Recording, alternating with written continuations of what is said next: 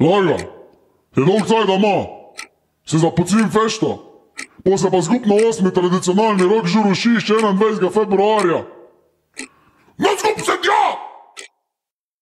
Proglašavam druga Josipa Broza Tita za predsjednika Republike bez ograničenja trajanja mandata.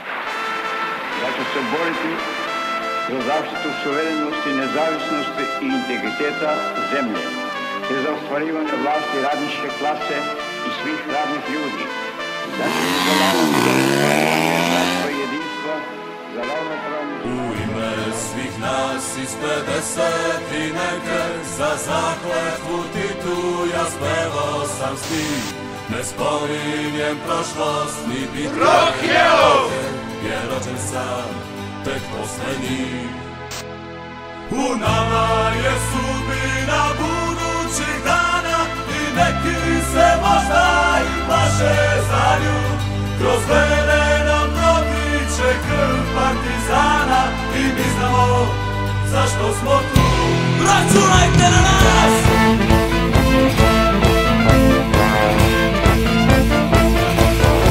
Sumnjaju neki da nosi nas pogrešan tok, jer slušamo ploče i sviramo rok, a negde u nama je bitaka plan i kažem vam šta dobro znam.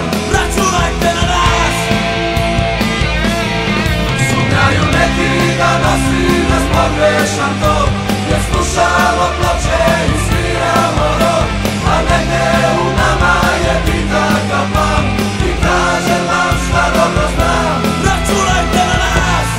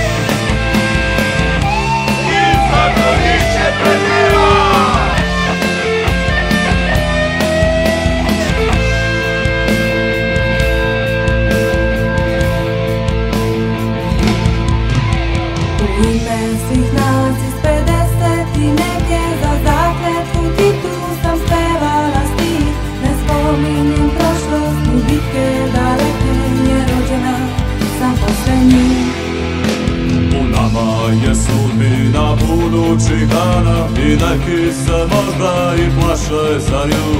Kroz vene nam protiče krv partizana i mi znamo zašto smo tu.